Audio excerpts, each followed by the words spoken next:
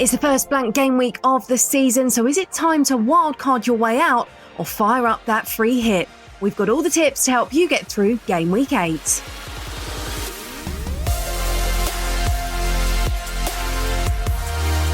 Hello, welcome back to the FPL pod. No FPL, of course, since we were last with you, but plenty for us to chat about as we resume with a blank game week 8. Jules and Sam are back with me to do just that, and both with children back at school, which, Jules, I'm guessing means no interruptions from Margot. Well, funny you said that, because she's just right there. Her school starts a little bit later than her brother's, so but for now, she's good.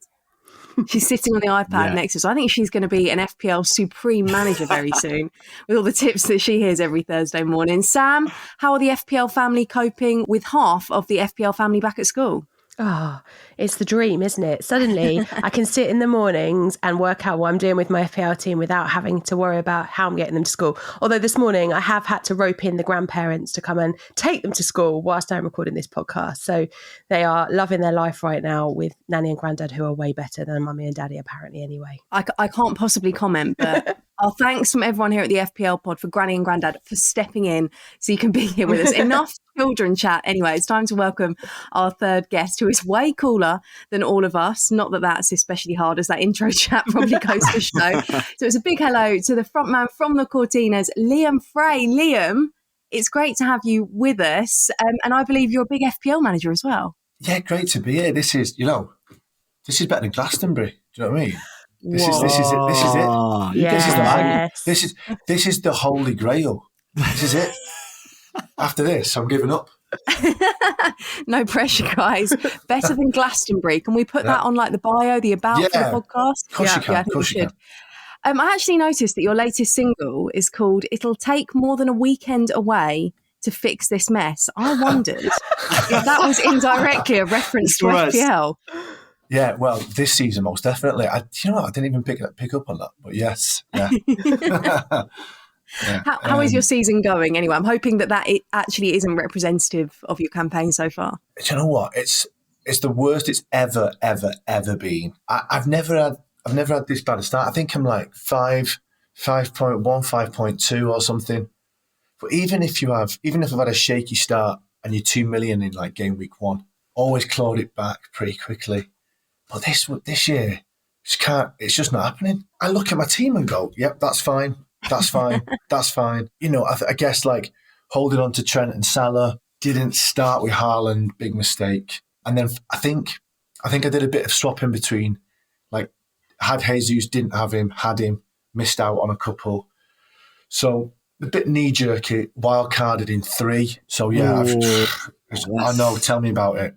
But do you know what? I've been playing about maybe 15 years. I'd say I've wildcarded within 3 or 4 weeks, most of those times. And it usually works out okay. You know what I mean? I'm usually, by the end of the season, it's been all right. But yeah, not so this year. Sam, we do say, though, don't we? It's okay. We were saying it all pre-season. If at the beginning of the season you think your team's going to be good and it's not after a few weeks, it's okay to admit you've got it wrong. That's what the wildcard's there for. Absolutely. Yeah, the wildcard is there for when you think your team needs it. And that will be different to when somebody else's team needs it. And it doesn't really matter when you play it, as long as you use it wisely. And I think, using it in game week 3 or 4 comes at a point where we do know a lot about the players that you want to go for. And it makes sense at that point to start thinking about making changes.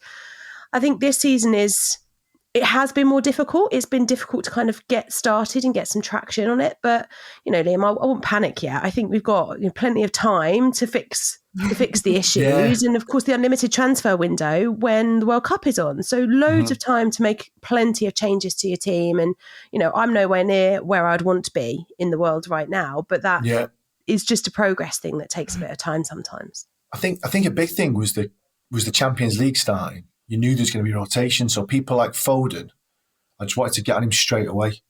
I've been watching it and he's been close and there's been nearly assists and stuff. But I was the only person in a few of my minis who had Foden. And if he just clicked, so he's been one that's not really done it for me. And now he didn't start last night, did he? So I'll probably start on Saturday. But there's a few players like that where you think they'd have been nailed on for this first section. And now there's going to be all sorts going on. So it's going to be interesting, I think, with the Champions League back. Liam, I feel like I should also add that we've got a mutual friend of a friend, and he told me that you're so good at FPL, they don't even let you enter the league anymore. They kicked you out. So let's not have this woe is me story here. I'm in a couple of mini leagues, and I've got a few friends that are really good. I'm usually thereabouts in the top, 2 or 3. But yeah, there was one particular league, and they were. I knew a few of them, and it's kind of an invite of a friend, and and I ended up winning it a couple of years, and I didn't get the invite this year, which they'll be kicking themselves because I'll be right at the bottom. So yeah, exactly. Yeah, I've just taken a little look at your team actually as well. You've got Henderson in goal, Alexander-Arnold, Walker, James, Perisic, Cucurella, Salah, Martinelli, Foden, Jesus, Haaland, a bench at the moment of Ward, Neto, Murphy, and Archer. Jules, that isn't bad, is it? Good. That's good. Yeah. I'm not sure if it's Glastonbury level, but it's not, it's not bad. I understand the frustration, brother. I understand. Okay, well, let's move on and look ahead to what could potentially be a tricky game week 8. Of course, at this point, we would normally review the game week, but it was postponed to remind that all free hits were reinstated. Managers were also able to cancel triple captain and bench boost chips, and the wildcards rolled through the deadline so that they remain active ahead of game week 8, which will be our first blank game week of the season because there are no fixtures for Chelsea, Liverpool, Manchester United, Leeds, Brighton and Palace. And Jules, you've panicked, haven't you? Completely. I mean, of course he's panicked. Do I free hit? Do I wildcard? Because my plan, as you know, and for the listeners who've been with us through the season, my plan was always to wildcard during the international break, which is obviously coming next week. But now I'm thinking, okay, maybe I should free hit because for the following game week, when we come back from the international break, my team and my squad right now look good for the next two game weeks even. So I said, do I really need to wildcard? Maybe free hit is good, but then I'll be gutted towards the end of the season when I really need a free hit and I won't have it, for example. So I'm really, really torn. I mean, I don't even sleep at night. What I did at the weekend, I even entered fantasy football for other leagues in Europe, Bundesliga, Liga, and just for the weekend, because I was like, what am I going to do this weekend without the Premier League and fantasy football? So, but yeah, I'm torn between the two. Sam, what would you recommend? I need you, Sam. It's difficult. Oh, Jules, come on. It's difficult, this one, I think, because there are so many different strategies that managers could take, and there isn't going to be a right answer for what you should do with game week 8. Blank game weeks are, well, they're often the big difference between, a really successful game week and a really bad one. And it's so diverse across this because you'll have some managers that think, I'm going to wildcard this time around. And by wildcarding at this point, you have to be really careful that you don't just set up your team for game week 8 and then look at it come game week 9 and go, but I haven't got any Liverpool, I haven't got any Chelsea, I haven't got any Brighton or Palace or whoever it is that you want, because the fixtures for some of those clubs coming out of the international break are really, really nice. So if you're going to wildcard, you just have to think more long term than just game week 8. Free hit gives you the luxury of being able to go, right, I'm just concentrating on these teams that are in game week 8. I get to keep the likes of Reece James, maybe Wilf Zaha, who you're going to want after the international break, without compromising your team. But as Jules says, it does mean that come the end of the season or towards the middle of the season, when we probably will start to get some more blank and double game weeks around the FA Cup, that you won't have the luxury of using it there. Or do you say, okay, my team doesn't look that bad, like Jules has just said, it looks okay for the following weeks. I would like to keep it roughly intact. So I either go into the game week with less than 11 players, or I take a points hit to get myself to 11 players. I don't think there's a right or wrong answer. For me right now, I'm planning to play through it because I can get to 11 without a points hit. Really nice 11 if I take a points hit. But there is a part of me in the back of my head that says a free hit team looks really nice. Like I built one for this week and thought, oh, that actually looks really nice, because you don't have to budget for a lot of the expensive players. So you can have a really, really nice team if you free hit this time. Liam, you've already admitted that you've already used your wild card. There was an eye roll there, by the way, to everyone listening. What's your plan for this game week? So I looked at my team yesterday. It's in a bad state for this week. So I'm going to take a -4. I've got 2 frees, so I'm going to take a -4. I wanted Trippier for a while, so I'm going to bring in Trippier, Kane and Saka. Nice. And usually, I think free hit, I'd always keep mine for double game week, usually. But I think if you're going to wildcard now, I think you can look at, there's a bit of a fixture swing, isn't there? A lot of people jumping off Salah, myself included, this week, but I think that's really, really dangerous because I just think he's still getting chances. That 9-0, that was just a freak, wasn't it? Like he's not gonna be blanking, from now until the end of the season. I think the way my season is, I'm almost just kamikaze at the minute. I'm like, it doesn't really matter. So I feel a lot less pressure in a way, so I can kind of have a bit of fun with it and be a little bit more aggressive, I think, on the moves. I've always been a bit of a fan of taking a hit. I'm not a cautious manager. I'll always, if it needs be. But I like the players that I've got playing. I like it. I'd like to hear Sam's free hit team though, because I'd be interested to see who did you have, Sam? Oh, I think when it comes to a free hit, you've got a couple of things that you need to think about. Obviously, you want to spread the budget across the team as much as you can. So if I was doing a free hit this week, I'd double up with the Newcastle defence. Like you've just mentioned Trippier, and I think he's going to be a player that I think most people, if you don't have this week, might be watching behind the sofa thinking, I wish I had Kieran Trippier, because there's the potential for the clean sheet. And we all know what he's like from set pieces. Always got an opportunity there to return there from set pieces, taken more free kicks and corners than any other defender in the game so far. Obviously, that increases his route to points. So I'd have him alongside Nick Pope in goal, because I think he's the best goalkeeper option for this week. I back him on either side with Cancelo and probably Royale from Spurs. I think I keep a close eye on what Conte's got to say in the press conferences. But Spurs have a really good record against Leicester, and they tend to get really nice attacking returns. So either Royale or Perisic or Sessegnon, depending upon who's going to start, would make my back three. And then I'd have a midfield of Martinelli, James Ward-Prowse, KDB and Andreas Pereira. I think Andreas Pereira feels like a player that you don't always want to play because he's so cheap, you think you should leave him on your bench, but it's a really nice fixture for Fulham this week. So I'd be looking to play him. I'd keep in Martinelli. It's a really nice fixture for Arsenal. And you could go, you could increase your Arsenal coverage if you wanted to by looking at somebody like Saka in there as well, because his fixture is really good this week. And then up top, I'd go big with Haaland and Kane and Mitrovic, because I think Kane, his record against Leicester is just phenomenal. He averages 9 points per match against them. His biggest ever FPL return came against them back in the 16-17 season. We got 24 points. I remember that one very well indeed. He was in my FPL team that year, as you would expect, guys. You didn't pick him all season so far. Did you remember that? Well, do you remember, Jules? I did pick him once this season and he blanked. Sure. So this is my concern. But I do think, you've got a really nice team now. There is a question mark for me in that squad about whether you go with Mitrovic or whether you look to upgrade and go with somebody like Jesus instead. And I think that will be a balance that wildcarding and free hitting managers have to have, because if you're wildcarding, maybe Jesus isn't the one going forward because the Arsenal fixtures do swing. But if you're free hitting, it is a great fixture this week. So you have to maybe make some compromises. But I think what you get is the opportunity to have three premiums in KDB, in Haaland and in Kane, alongside a really nice premium defence as well, because you're not having to budget for the Liverpool boys. So I do think there's a lot of scope with a free hit this week. I feel like this podcast, because I'm so torn with what to do with my team, sometimes I do this show and I forget that I'm meant to be the presenter and I'm meant to be asking questions on behalf of everyone. And I'm just asking questions for my own team. And this week might be one of those episodes because I'm so confused on what to do. It sounds like there from your team, Sam, you've targeted certain teams. Have you got, that was 3 City, wasn't it? Yeah. So 3 City? 3 City, I would definitely be targeting 3 City. And I think even if you aren't free hitting this week and you're wildcarding, target 3 City. And then I think you kind of pick from the other teams what you want to do. There's a couple of Newcastle in there, there's a couple of Spurs in there, but I think you could treble up on Spurs against Leicester this week. You can look at Arsenal, you could double or treble up on them for this game week.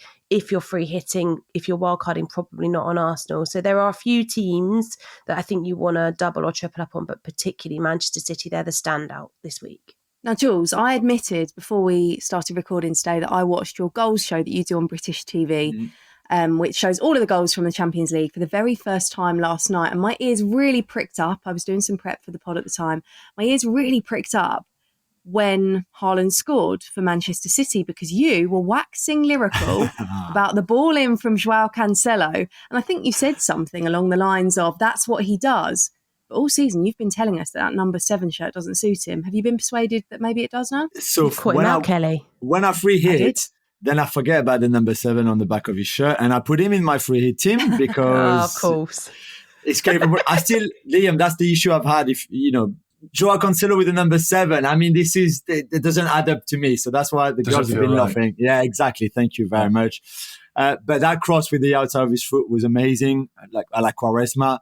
And the Johan Cruyff is kind of, whatever you want to call it, backheel volley or something from Haaland is from another planet.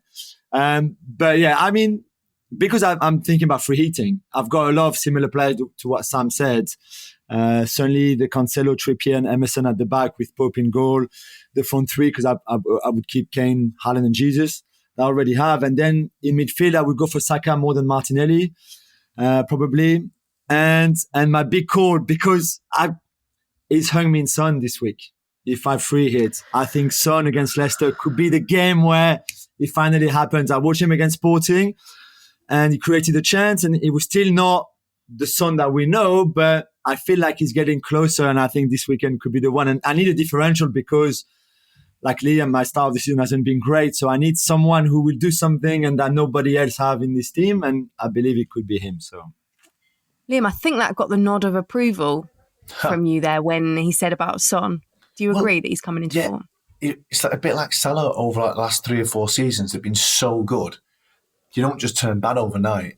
So there'll be a game when they turn it on, and if you've got them for that game in front of everybody else, you're jumping massively. And it's just getting them there. It's that fear factor. I think everybody was scared to sell Salah. It seems like people are dropping off him a bit. Do you think Haaland will definitely start against Wolves?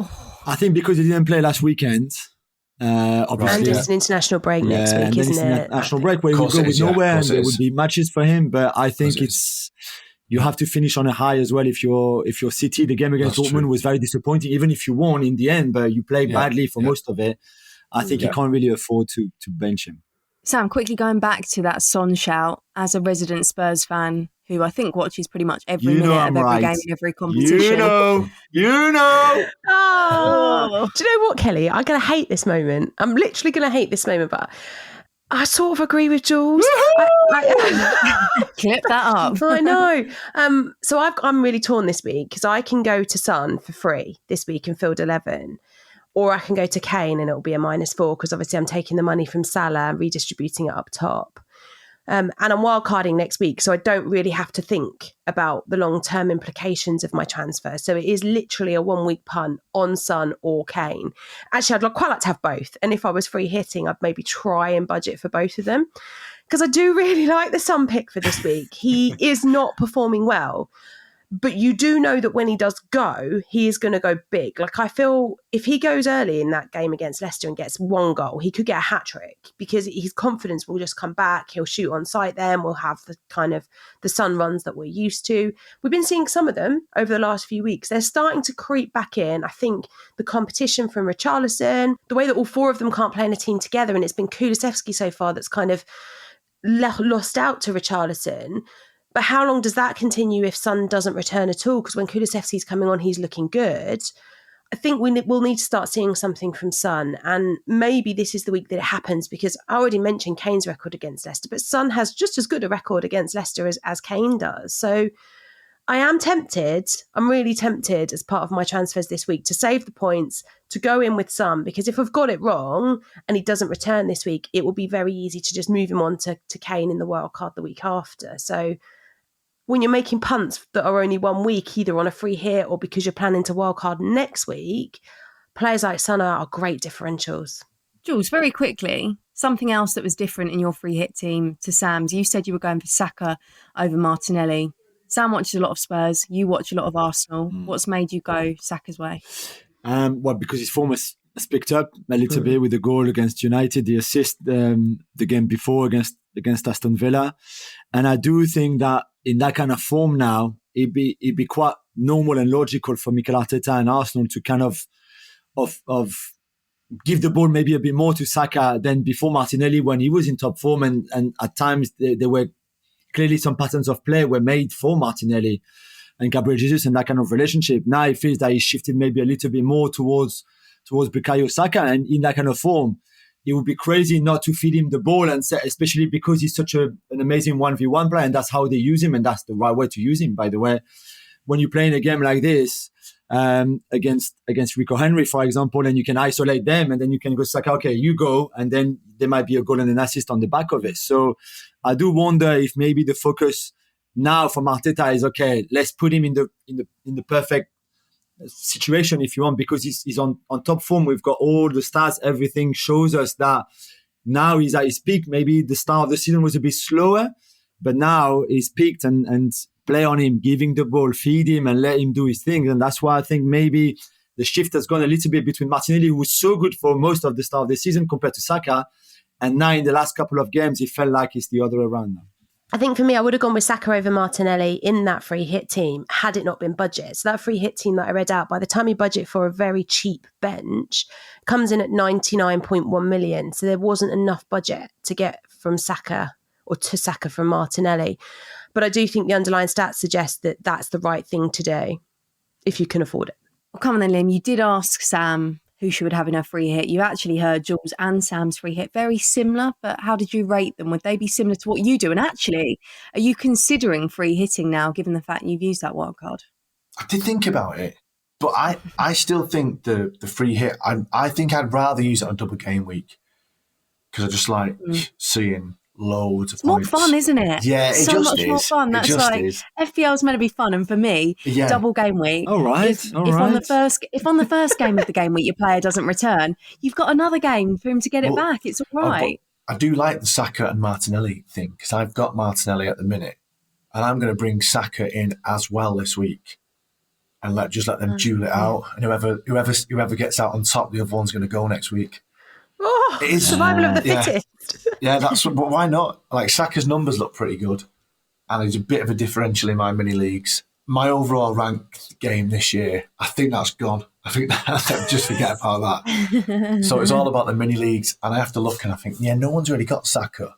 And I think as well, a big part, when you start really well, you play a different game.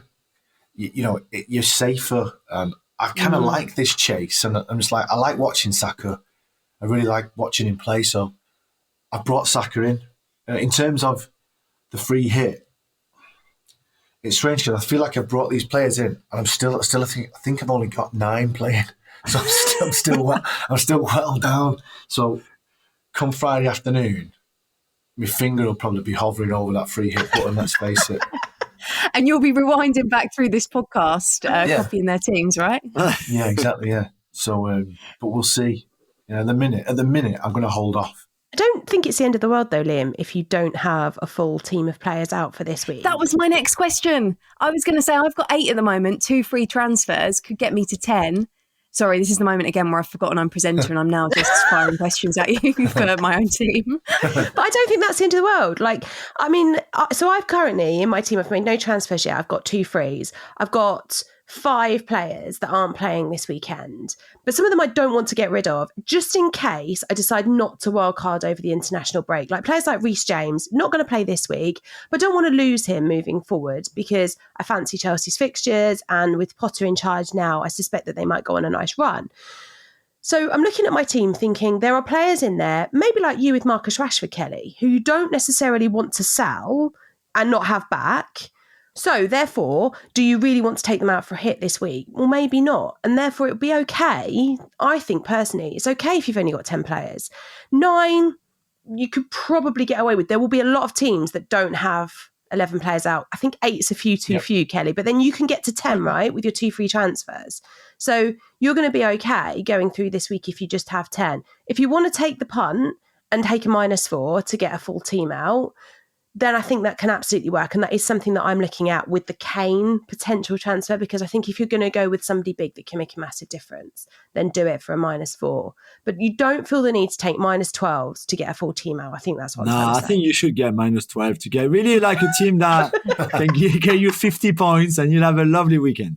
50 points, but you'd actually only get 38 of them if you'd taken a 12-point hit. Even I'm not better. sure that's the best game week. What a weekend. Yeah, what a weekend. That would be a painful watch, a lot behind the sofa there. Well, we've discussed the free hit team. Over 150,000 managers at the time of recording on Thursday morning have activated that chip. Jules is hovering over it as well. The wildcard, however, is proving far more popular. Over 400,000 managers have opted to do that. A reminder, the difference, if you're new to FPL, the difference between a free hit is you can make unlimited transfers for one game week and then your team reverts back to what you had before for the next game week. So that would be back to normal for game week 9. For a wild card, you change your team completely and then you've got them, well, essentially, until you make a change next week or you use your next wild card. So if you are choosing to wildcard, Sam, with that in mind, with the fact these players are going to be in your team, not just for one game week, but for the long haul, how different would your wildcard team look to that of your free hit that you mentioned?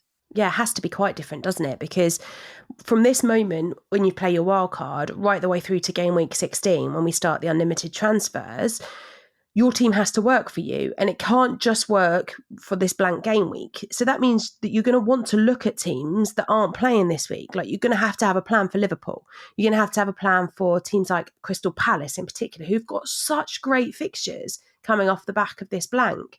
So you're going to want to look at these other teams, Manchester United potentially, Brighton potentially, although their fixtures take a massive turn for the worst. But you have to have plans in place for dealing with these teams. So you've got two ways of dealing with it. You either wildcard and create a team as if this blank game week isn't happening. And I think that's what I would do to start with. I would just create a team as if it was my perfect wildcard, forgetting about the fixtures for game week 8 and looking more longer term at game week 9 and beyond. And then I'd work out how many of those players aren't playing this week, how many of them I can put on my bench, which is basically 3 plus maybe a goalkeeper. And then I'd work out who I can sacrifice from the others that I would want and bring them in at a later date, having a plan in place for doing that. Or you say, who are my 3 non-negotiables that I can bench and bench them and go from there with creating a team then that works for game week 8. The only other way to do it is to literally go, right, I'm going to wildcard to a perfect game week 8 team, because let's be honest, we all hope that our wildcard team brings us a perfect points return the week we play it, although it never does. It rarely does. And leave some money in the bank. So that would be one of the strategies that you could deploy. So if you're going to go into this game week without any Liverpool players, given the fixtures are quite nice after the international break for Liverpool, and given that we're maybe starting to see some form coming from them, and we're starting to see some of their key players coming back from injury. So maybe you actually go, all right, well, I'm not going to have Salah. Instead, I'm going to have Son on this wild card, and I'm going to leave $1 million in the bank. And that $1 million will allow me, if that is the wrong decision, to make that transfer afterwards. So just plan ahead. I think you just have to have a bit more thought process that goes through a wildcard right now. Liam, you've already mentioned that you think getting rid of Mo Salah would be risky. It feels like every week we check in with our third guest and say, where do you stand on Liverpool? But has there been a bit of a swing in the way we're feeling about Liverpool, given the way they performed in the Champions League this week? I mean, before the season started, it was like unthinkable to have. I think the big one was like, is it Darwin and Diaz? Like, yeah. You know, you're like, oh, which one of them are you going to get plus Trent and Salah? And I think I went Trent and Robertson, to be honest, from the beginning.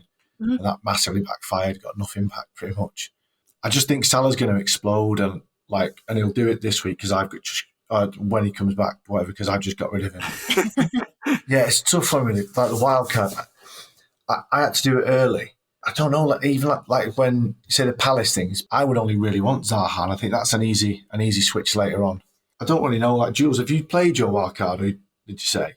No, I was always going to wait for this international break because when we divided the season at the start and we said, okay, you can have different strategies because of the World Cup thing now, which is so unusual for all of us. I thought it felt like a good time to reassess your team, readjust it if you need during this international break. You know who's injured, you know who's been playing well, not well. You can look at the fixture list for the next 5, 6, 7 game weeks. But now this weekend, it's just like messes with my brain on like, what do I free hit or do I play the wild card now? And it's just driving me insane. I didn't watch the whole Liverpool game, but I only really saw a couple of the highlights. I don't know. They've not been playing great. And then I think you've got Chelsea as well with Potter is big to see where he plays, like Reece James and stuff. And someone said Sterling was playing almost like left wing back yesterday. Yeah. I'm not sure how true that was. I think give them a couple of games to see, because I still think Sterling could be untapped gold in that team. I think if he gets a couple of goals and whatnot, I don't know. I think Sterling could be an option, and no one's really on him either. So.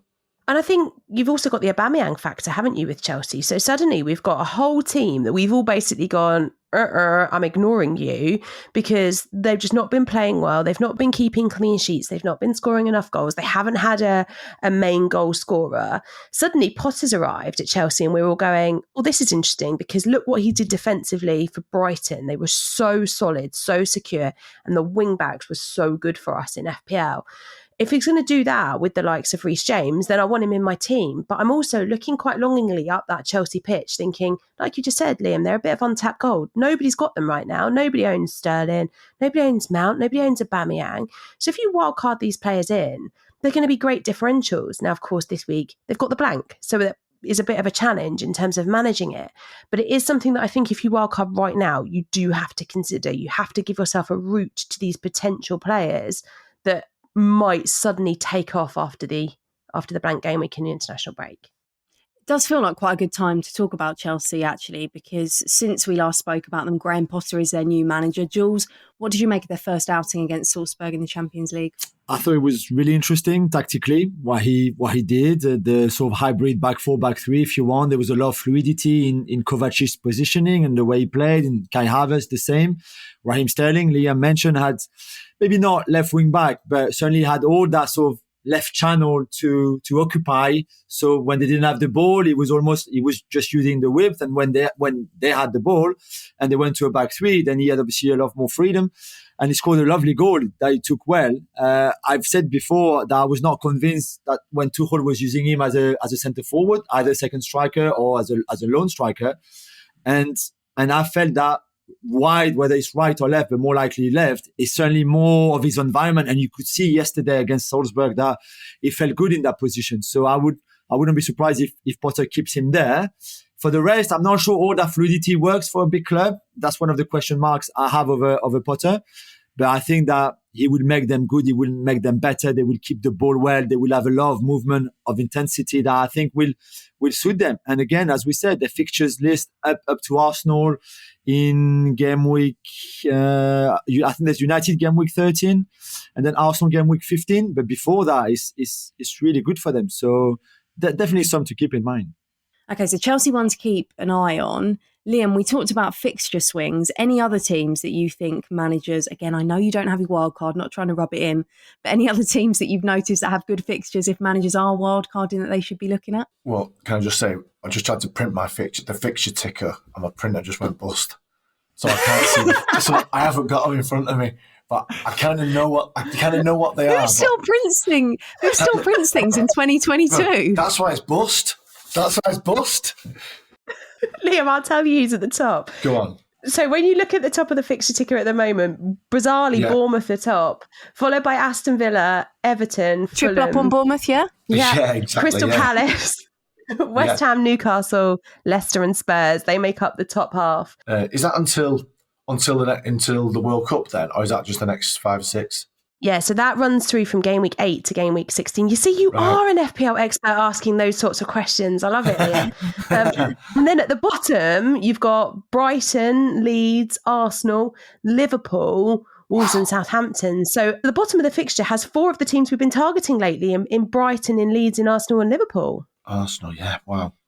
Okay. He's writing it down as well, from printer to pen and paper. Old school. Yeah. Liam, this is what I do. I've got a notebook and I make all my FPL notes in my notebook. I tell you what, if somebody found my notebook, they'd be like, shopping list and FPL, that's all that's in it. Yes. And they probably flip over and see like song lyrics and stuff like that as well. The next album's going to be about Cucurella and Martinelli and whatever. Yeah. And you can dedicate it to us as well. We'll give that push on the pod as well. Don't worry. I think it'd do all right if you guys pushed it. I think you're doing all right anyway. Let's go back to FPL chat. I think the Liverpool and Arsenal thing at the bottom, it's tough. Those guys at the top, a lot of people had Ramsey, didn't they, at the beginning. Everton haven't been playing that badly, even though they haven't got a load of points on the board. Zaha for Palace. There's not a lot to get excited about, I don't think. Bowen's not been playing great in comparison to last year, or at least he's not had the returns. I haven't watched a lot of West Ham, so apologies if you're a West Ham fan. And he has been playing great. Were Newcastle up there as well in the top 5 or 6? Yeah. Yeah, they are. Yeah, they're just behind West Ham. I think the forward, is it Isak? Isak? Yeah. Yep. But he's only played a couple of games, hasn't he? But I think he's on the watch list. I think he's one to watch closely, I think. We joke there about a watch list, but it's actually a really good idea to have this watch list, particularly when such big fixture swings are coming in at the moment, isn't it, Jules? Anyone on your watch list at the minute? Yeah, the Paquet, of course, because Paqueta, West Ham, because we mentioned that the fixtures are good. And I think once it clicks for him, he's such an amazing player that once it clicks, him and Bowen, him and Antonio, or him and Skamaka, him and Benrahma, Fornals, whoever Moyes decides to play. And David, please just play a bit more Brazilian type of football. And when that clicks, I think Paqueta could be a really good differential. But Bowen can wake up. And again, for what Liam said earlier about Heung-min Son and what we said about Salah as well, Bowen hasn't become a bad player over the summer because he went to the Maldives. He's still very good. It's just that at the moment, it's just not happening for them. But when you look at the fixtures, potentially there could be again a turning point in Bowen's season. So they should be there for Crystal Palace. We mentioned Egehi, Anderson are very good defenders. Eze, Zaha, of course, is the main one, but is a little bit different because there's a lot of ownership on him. But yeah, all those names, just keep an eye. And when you look at the stats of expected goals, expected assists, touches in the box, all of that, plus your own feeling when you watch them play, then you could see, okay, now it's time to bring him in because something is going to happen. What I really like about the top of the fixture ticker right now, though, is that we're talking about teams that are really low budget to invest in. So Bournemouth, Aston Villa, Everton, Fulham, Palace. These are teams that you can invest in with next to no FPL budget spent. That means you can afford to go heavy on your Manchester City assets, on your Spurs assets, and on your Chelsea assets if you take away the blank game that they should have been playing in game week 8. So when you look at the fixture ticker for the future, you could see how, a little bit of a chance on maybe one of the Aston Villa attacking players because the fixtures are really nice, particularly in the midfield positions. I think the forward line is tough because you're going to want Haaland. You're probably going to want Mitrovic because the fixtures are really nice for Fulham. And then you're probably going to have either Isak or Kane as your third forward going forward. But then the midfield, there's so many variable options you can go. We've mentioned Zaha a few times. You're probably going to keep Pereira at Fulham. But why not take a chance on one of the Aston Villa midfielders? Because they're not going to cost you a lot of money, but it will enable you to maybe also have one of the premium midfielders alongside the two heavy ones up top. So I kind of like the fact that it's the budget teams that are providing us with the best fixtures between now and the World Cup. Yeah, I like that. And so many seasons where that kind of budget enabler, if you will, to borrow a phrase, that'll be the difference. I've got fond memories of Clint Dempsey and Charlie and Charlie Adam. Yeah, just a few, just before other people were on them. Like everyone's got Van Persie or whoever, and it's like, oh, you know what? I just get this Blackpool midfielder, and before you know it, he's chipped away, and it's like so it could be someone for one of those teams that makes a difference. The big hitters are so obvious that you do that bit of digging to the lower end, and if you can get on them before anyone else, that's the key, isn't it? I suppose. I think I'm going to pitch to the Premier League at some point that we should do a nostalgic FPL podcast because as you were reading off those names then, I was like, oh, remember him, remember that, John Lundstrom a couple of seasons ago. We've had all these players where we can all reminisce about those highs and those lows. Mainly, I remember the lows. I'm still thinking of when I triple captained Sadio Mane a couple of years ago. Kelly, why have you put it up? I still think about it most mornings, Sam. Let's round off the podcast then by bringing it back to the here and now. You guys have still got plenty of decisions, it sounds like, to make this week. I certainly have, that's for sure. You, Liam, have said you're bringing in Saka. Just confirm your transfers for us and also who you're going to captain. Yeah, so transfers for this week. I took out Trent, Salah. I know I'm going to regret that in 2 weeks' time. And Archer. And brought in Trippier, Saka and Kane. Nice. What great transfers that Nice. is. I like those transfers. Yeah. So not only is it 3 non-players for 3 players, but I feel like, I'm quite happy with them going forward. Again, I've got Saka, Martinelli and Jesus, so obviously at least one, if not 2 of those, will go over the next few. But I like the idea of Saka and Martinelli battling it out for a place in my starting lineup next week. So, yeah, it's a head-to-head for them too in my team. Yeah, when I watch Arsenal next week, that's the main thing I'm going to be looking for. Who's made it into Liam's team for the rest of the season? Jules, your transfers, are you going to free hit? Have you kind of confirmed that now? No, I'm undecided. I've got a bit of time, still a bit of time before deciding. The deadline is obviously on Friday, so I can re-listen to the show later when it's out and decide what to do. The captain, would be Erling Johan Cruyff is Haaland. So it's I said, I cannot not captain him. So, yeah. Is it as easy as that this week? Yeah. I don't think it is. It will burn me again if I don't. Trust me. If I don't captain him, he's going to do something amazing. So, yeah. That's true. But Kane against Leicester. Yeah, Sam, I like that. I like Kane, I've got to say. And I think for someone like me who's down in the doldrums, I like Kane this week. I think City was sluggish last night. It's the worst I've seen them in ages. Yeah, you're right. And, that's saying something. Yeah. I mean, look, they could play badly and he could still score 3, couldn't he? So there's not going to be many weeks where you've got a genuine challenger. And I think this is definitely one of them. Okay, so Liam's thinking Kane. Jules is thinking Haaland. Sam, I'm guessing you're somehow getting Harry Kane into your side and you're going to captain him from what you just said. Well, Kelly. I thought we were wrapping the podcast. We could have another 10 minutes here again. No, we are. I've got a straight choice to make between whether I want to take a -4 or whether I want to just roll through with 11 without taking a hit. If I don't take a hit, I'll be having Son in my team as a massive differential and hoping for the best. And in which case I'm captaining Haaland. If I take the -4, I'll have Kane in my team and then I'll be probably handing him the armband because I just love his record against Leicester. Okay, so I quite like that. The fact that we aren't all going with Haaland, there's a bit of difference. I think this week we could see quite a lot of differences in people's teams. So Liam, for managers like you who are looking to claw back up those mini leagues, get some ground made up, this could be a week. I mean, look, it's a dangerous game to play to be betting against Haaland because he's been an absolute machine. I think if I was doing all right, there's no way I'd be captaining anybody else except him. But I think if you're trying to make up a little bit of ground, go for it. Leicester are playing badly. It's Harry Kane. Why not? Can things get any worse for me? I don't think so. Well, Liam, thank you so much for your company on the podcast this morning. I'm sorry your printer's broken, but I'm very impressed that you write everything in your notepad. Tell us what's next for you. What's life looking like? How busy are you at the moment? We've got we're going over to America in November for some shows. Which I was talking to one of my friends yesterday. Again, I've got fond memories of I was in America a while ago, a few years back, and getting up at like 3 a.m. to watch. I think I had David Dunn was watching Birmingham against Blackburn at 3 a.m.